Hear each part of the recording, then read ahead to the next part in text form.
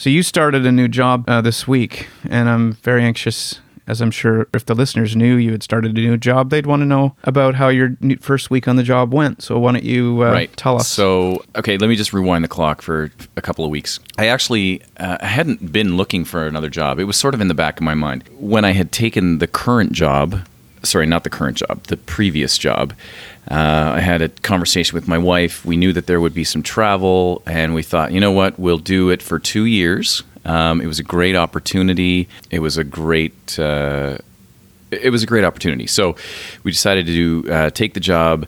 I would do it for 2 years, and then we would reevaluate, and I would probably look for something else. Well, the travel was extensive, and for a family, and I have a youngish family, it was a little bit hard on everyone. So we decided to sort of change the plan a little bit. We accelerated it, and I kind of started looking with one eyeball maybe a couple of months ago. Threw out some resumes, got some bites. I found there were a lot of people that are in need of my skill, and I got some very aggressive recruiters, very aggressive companies that were like, okay, can we start next week? That kind of stuff. And I thought, no, that's crazy. I'm not going to work for those companies.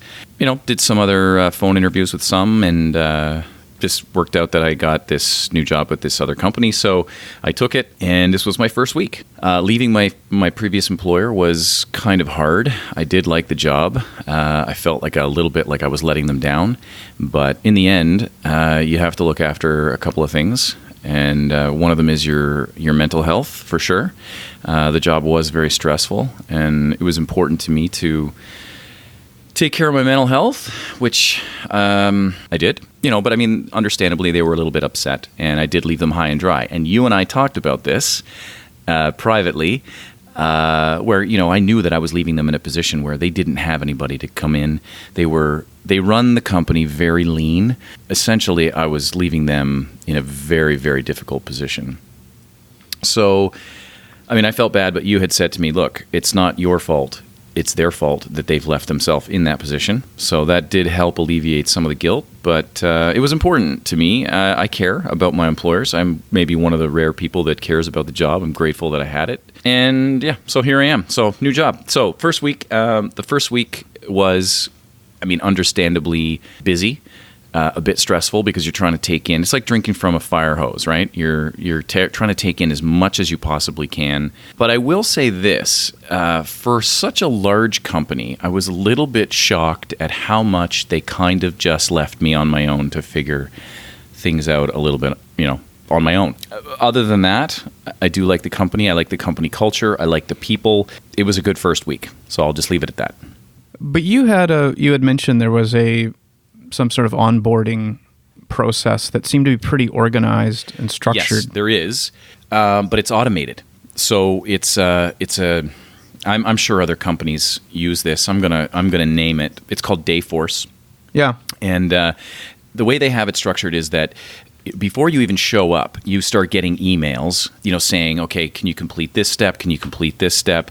Fill out your tax forms, fill out your insurance stuff, fill out this, so that by the time you get there, your first week is not spent filling out forms, talking to accounting to get set up for pay, talking to all the various different departments. You've already done all that stuff. So that was really great. They also have this thing on your first day, get these things lined up, have your supervisor or your boss introduce you to the key people, meet the people that are under you, which I did. So I thought that was great. And then they also have like a first week, have this completed. After 30 days, you should be here. After 60 days, you should be here. 90 days, and then I think they skipped to 6 months and then a year. So, when I saw that, I thought, this is pretty good. Not all companies have that. It's kind of nice to see that level of organization on that side. So most of that was logistical things that they didn't say specifically job things. They were more about logistics and the starting of the job, or did it actually get into, by this point you should have this milestone in the tasks that you'll do for the company? Was that part of Dayforce, or is it more like your email has been set up, your phone Those is kinds set of up. things. 30, 60, 90, I think they get a little bit more deeper, but I know that. So for 30, 60, by 30 days, you should have sat down and laid out a 30, 60, 90, 6 months, 1 year plan with your director or whatever it is, right? So those are the kinds of things. It's like a milestone checklist, which is good because it keeps everybody in check.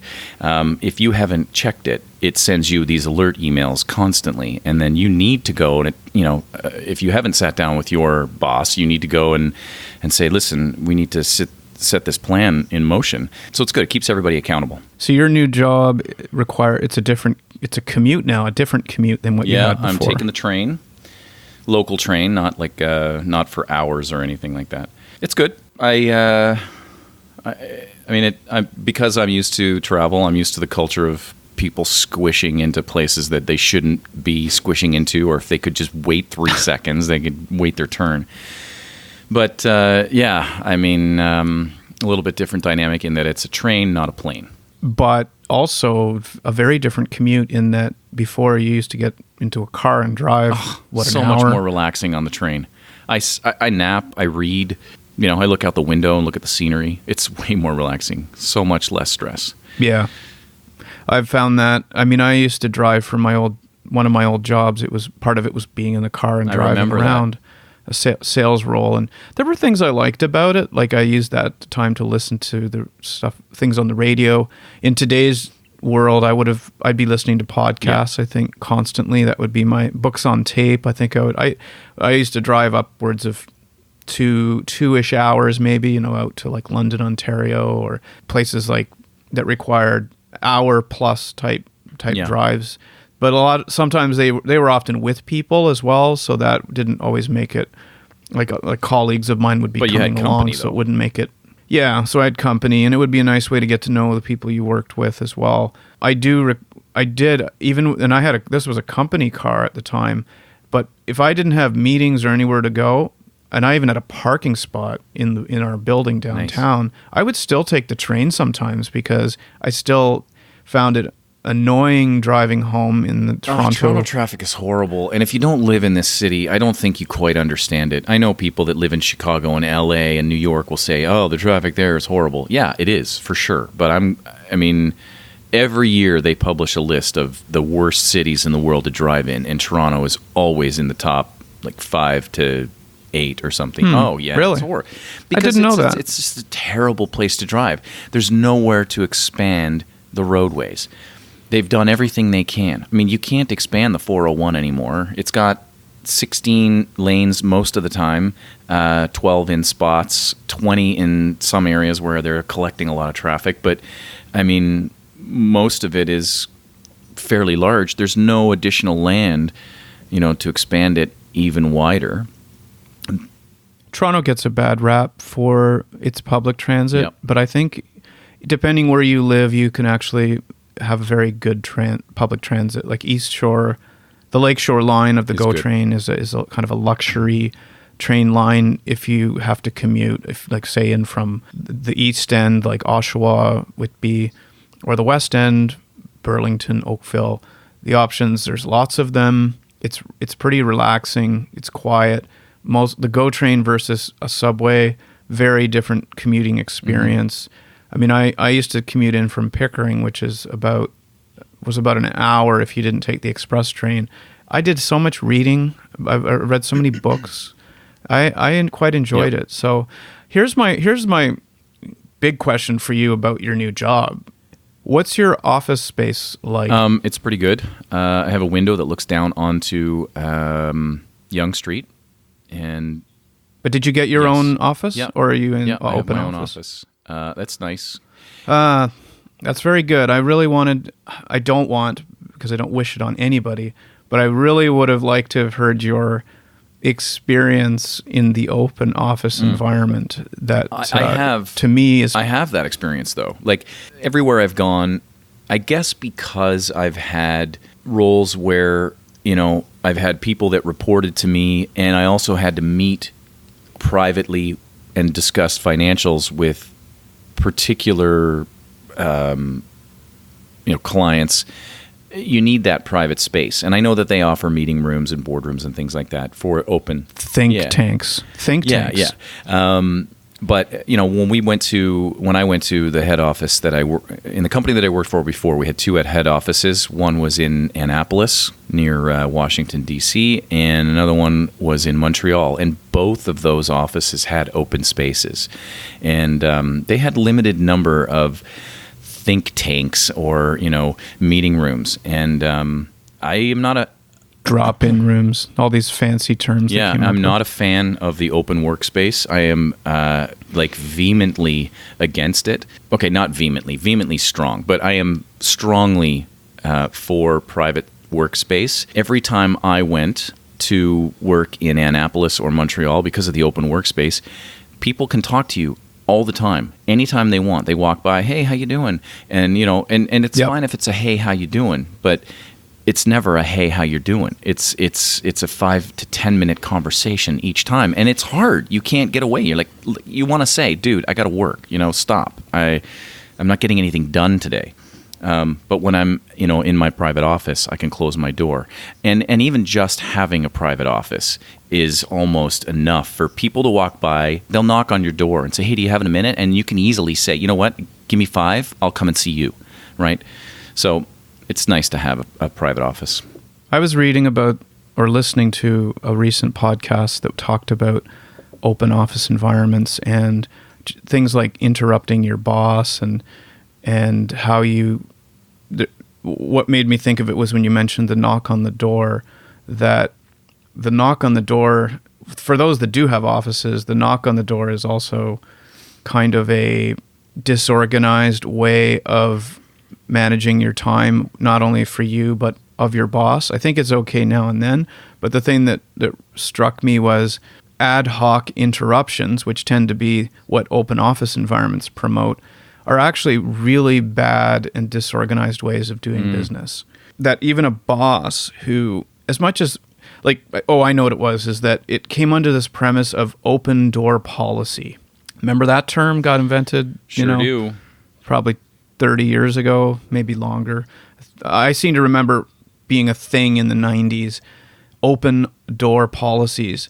And you started getting people who, I remember one person I knew saying, yeah, I never close my office door because I have an open door policy. It sounds really open, or it sounds very you make yourself approachable sounding. And when a door is closed, there's a signal that you shouldn't be interrupting that person. Well, guess what? In the old days, you would hope, when a door was closed, it meant somebody was actually getting something done. Yeah. Or they were having a private meeting to which you were not invited. Or like one of my old bosses who used it to sleep during his lunch hour, which I would argue that's okay. I would too. There are a lot of companies now, like the Googles of the world and Facebook and things like that, where they have no problem with their employees sleeping. They actually make private sleep pods available and sleep rooms. Yep. And they don't have fixed hours, So if you come in, generally the fixed hours are 8 to 5 or 8:30 to 5 or 9 to 5 or whatever it is, right? But, if you took a nap, it's expected that maybe today you go home at 4:30, that's fine. But at some point during the week, maybe you work from 9 to 6 or 9 to 7 or something. Or you come in at 10 and you work until 8 or whatever it is. I think most people feel some obligation to say, you know what, I had a nap 3 days ago. I should probably make up those extra hours just so that, people don't look at me. We're professionals. We're adults and we can make that decision. Most people. I think some people will take advantage, but those people won't stick around. Well, I want to finish up this topic. Yeah. Your new job, but this actual element of it. So I did a little Google search, Open Plan Office Productivity Research, and I'm only going to read you the headlines. Here's the headlines I read. New Harvard study. Your open office plan is making your team less collaborative. It's official. This is from entrepreneur.com. It's official. Open plan offices kill productivity. Here's another one from workfront.com. what science says about open offices. And what they say here, because open office layouts have been around for so long, researchers have spent decades writing papers on the trend. Put simply, there's a lot of evidence that shows open offices decrease productivity. I agree. Every article, there is no open office plan. Here's from the Washington Post, 2018 article. Open office plans are as bad as you thought. Yeah. Everybody knows it. And yet there are companies out there that are like, oh, no, it's great. Let's do it.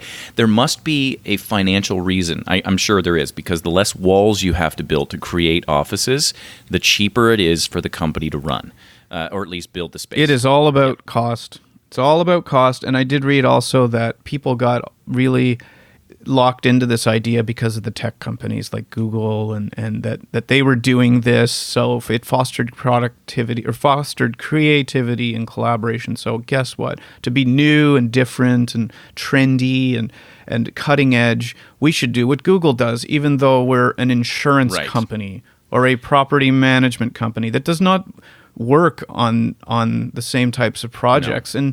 And I would argue that guys that are writing code for like tech companies, the last thing they need is somebody tapping their shoulder every 5 minutes while they're trying to write code. The argument there is that they don't just have open workspaces in cubicles or desks where 6 or 8 people can sit where it's completely open. They don't just have that. They have couches and beanbag chairs and open areas where you can actually go and sit by yourself over in the corner on the beanbag chair. And so that's their argument. Well, you don't have to be with the collaborative group. If you need space and time to be alone so that you can concentrate, you can go over there in the corner and sit in the beanbag chair.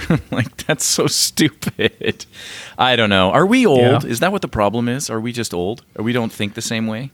I don't know. I mean, our offices are now all being designed with these types of things, these beanbaggy type chair things, and it is nice to just like I'll use the example of when I was in the office this week in New York. I haven't been around in a few months, so naturally when you go in, it's all about seeing people and just having, hey, what are you doing in town? And you have that conversation. But I went in fully knowing I would get nothing accomplished that day except do that. That was my day plan, which was just catch up with people. Because I tried to do a couple of things, and the only way I could get any focus, and it wasn't just because people hadn't seen me, but this would be the same case if I was always there. The only way I could get people not to bother me was by putting my headset on that you use for conference calls. And I know for a fact people use them to keep people from interrupting. I know, they do. All right, anyway, so I started a new job. There we go. In the vein of pet peeves, which we've really got into, certainly the open office pet peeve is one of mine. We've talked about the washroom topic, and I'm sure by now people... No, okay, you have to clarify, because I'm not even sure what you're talking about, the washroom topic. No, we bring up bathrooms seem to be a topic that come up. Well, we all do bathroom duties. I mean, and look, let's face it, there's a very small portion of the population that doesn't like toilet humor. Everyone pretty much thinks that toilet humor is funny. Excessive toilet humor, not so much. I think that I just want to cover one vein of bathrooms or toilets is the attendant in the washroom. Oh, yeah. You've seen this. Oh, I've seen it, yeah. So you and I, just to clarify, you and I have had some pretty, I wouldn't say extensive experience with this, but we've had good experience with it because of the roles that we've been in. The companies that we've worked for have offered us the opportunity to dine and hotel at fairly decent establishments. And so, yeah, we've both had the experience of walking into the bathroom where there's been an attendant. Yes. And I mean, I expect this sort of thing in nightclubs, like bars that are nightclubs and bars, but you do occasionally see them I saw one in New York when I was in New York in December, a very nice steakhouse. And you go down into the bathroom, and then you open the door to go in, and there he is, the guy standing next to his tip basket and all his products, gum, breath mints, whatever else. It's depending on where you are, sometimes it's condoms. Like, it's disgusting, really. And you just want to go to the bathroom. You know, you're in the urinal, Yep. and you just feel this presence of this, especially if it's just you and that person in there. Yep. And you can feel the guy amping up for when you're about to engage with them, right? You can just feel there's this. As soon as you finish and turn around, you're going to be engaged by this individual. He's going to turn the tap on. He's going to have his tissue there ready to hand to you. The worst, he's gonna have his little soap thing that you're gonna hold your hand out for him so he can go squirt, and you. Just once, I would love to not just go to the bathroom and then leave and give him the nod, like that curt nod, hey, and then just leave, and like not wash your hands. He sees that. No, I just honestly, to me, it turns me off so much that I actually it's something that would prevent me from going back to the restaurant. It would be something that would cross my, like if I remembered it, I would actually not go to a restaurant if I knew they had that. Huh. That's how strongly I feel about it. That's pretty strong. Maybe I'm overreacting, but I really find it to be tacky is the best way to describe it. Be the rudest animal. I think there are a lot of people out there that would say cats. Cats suck, you know? And I know that there are a lot of women out there that are like, don't touch my cat. Cats are great. And they are. There's men out there who would say that. And I don't think you could say it's just a female thing. Nah, fair enough. But I think cats are, I mean, you know, without... Like, okay, I'll just say it. I think cats are assholes. But cats are just... They don't care about you. They don't. They come to you when they want. They're very, very selfish animals. But why should an animal be in some sort of service to a human? What? Why should it be? It's not about service. It is not about service at all. You look at a dog. Dogs don't service you, but they give constantly because they just want to be with you. They're social animals, and they want to hang out with you, right? Like, I don't know if you've had a dog in your lifetime. I have had both cats and dogs. And I like animals in general, any animal. And I do like cats. The cats that I've had, I've liked. But, you know, you'll be petting a cat, and after a while, they freak out. They'll be like, okay, I've had enough of you. And then they swat at you, and, you know, or they'll dig their nails into your leg, and then they're gone. And you're like, you're a jerk, man. I was just giving you were purring 5 minutes ago, and now you're done, so you smack me in the face with your paw? Like, get lost. Just read a recent comment about cats and names. Do they know their names? And the answer was cats do recognize their names. However, in many cases, they choose not to acknowledge you. See? Yeah. I know that. I've had cats decide the other direction when you call them, right? Like, you're like, hey, Fluffy, and then they're like, yes. And they look the opposite way. Dogs, on the other hand, they're so excited all the time, right? Like, if you leave to go get the mail and you come back, the dog's tail's wagging, and it's like, oh my gosh, where were you? I thought you were gone forever. You know, like, that's what makes dogs so much more appealing. Do dogs smell? Yeah. You know, are they hairy and shed? Sure. And that's why I don't have pets anymore, because I don't want to clean my house every single day. Well, on your topic of cats, this actually was a weird news story that I had found titled "Man Walks Narrow Ledge to Retrieve Cat from Neighbor's Balcony." This was in Toronto, actually. James Powell, who lives across the building where the scene unfolded, captured video of the man walking across the narrow ledge between balconies to retrieve the cat. Mm-hmm. 6 stories high, this guy was. Obviously, yeah, no thought of safety for himself, which is a nice quality, but a little bit dangerous. If you watch the video of the guy, it's a narrow ledge. It's not a balcony. So he goes from his balcony to the neighbor's balcony across this ledge that sort of juts out from the building. And it's probably hard to tell in the video, but maybe 2 feet of concrete sticking out. So It's not super thin, but 6 stories up, I bet you it feels thin. But he just walks across. He reaches down into the neighbor's balcony, picks up his cat, and starts walking back to his balcony. And I'm thinking, does a cat feel safe being carried by a human across this ledge? What if it went nuts and tried to scratch him? Or it just, when you see the video, and I'll post a link to it in the show notes, but you just think this is a very dumb idea. Very dumb. Toronto police said the man's actions weren't illegal, but they urged residents not to try to repeat the stunt. I love those types of comments by the police. Yeah. They urge people not to repeat the stunt. Well, stunt. Yeah, yeah. Yeah, so I don't know. Cats, that's a jerk animal. What's a jerk animal for you? I would argue that a cat is a jerk animal. Based on just what we talked about and the whole name thing.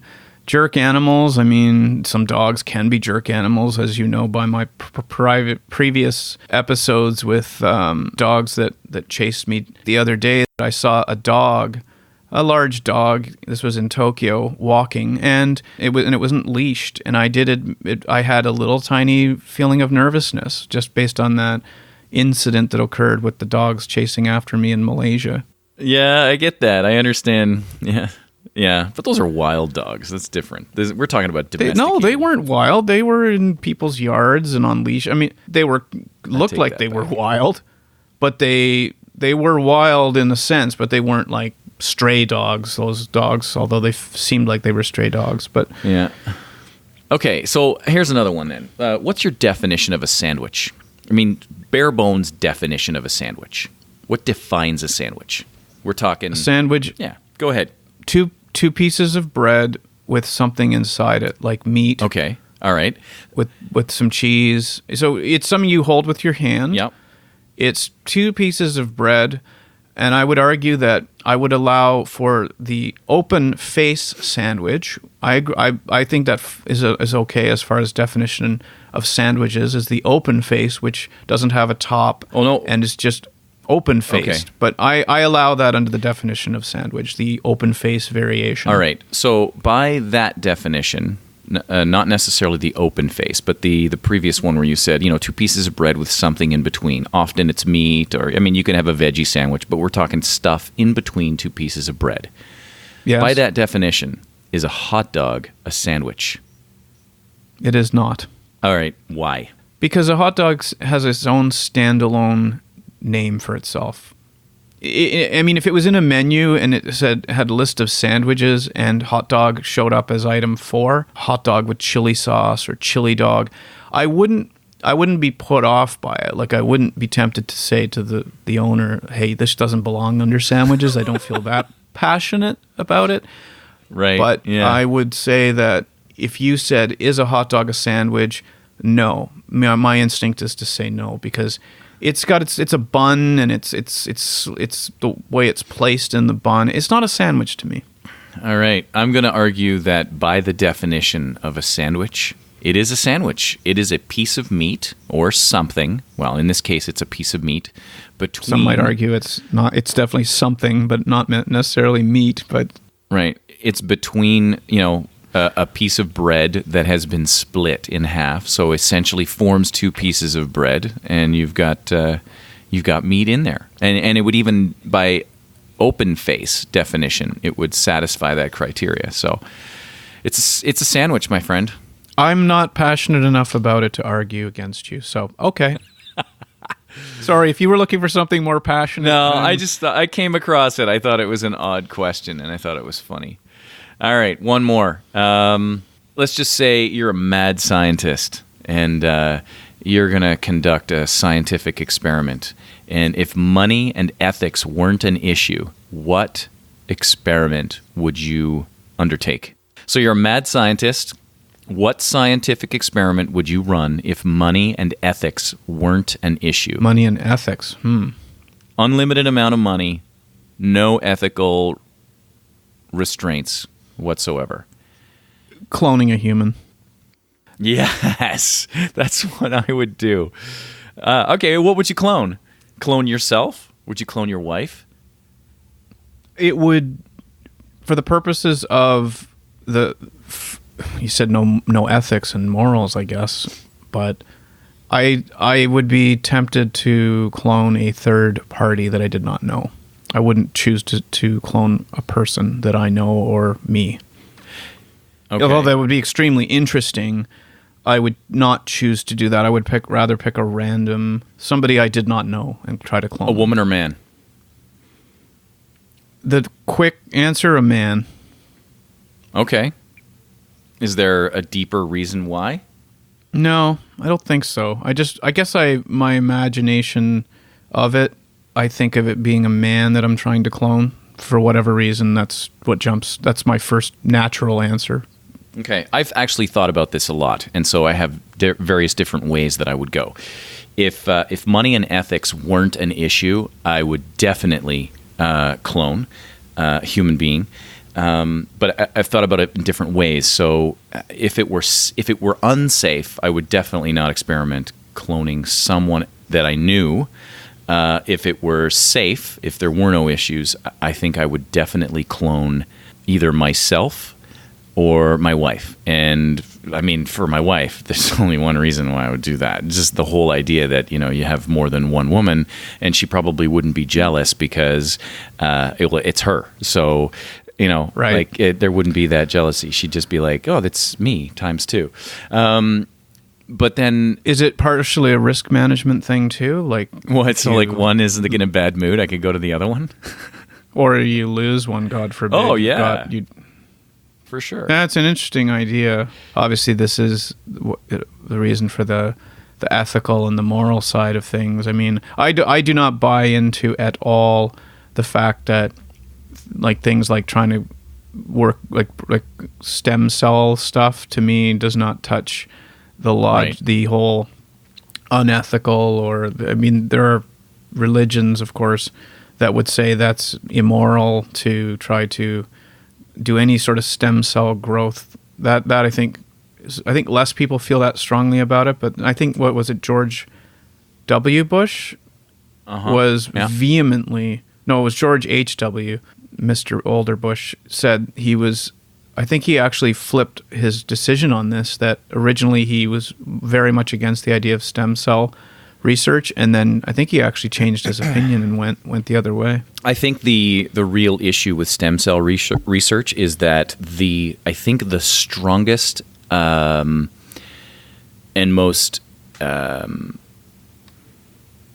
don't know how to word this. I guess I'll just say the best stem cells that they can harvest come from unborn child embryos. So that's where the ethics comes into play, because, do you just harvest embryos in a petri dish to get stem cells, or do you take them from aborted fetuses while they're still, before they're aborted, which I think is, that's for a whole other discussion, and I don't want to get into it, but that's where the ethics question comes into play with that. But I think they've also found that with stem cells, you can get some pretty decent samples from placentas after a child has been born.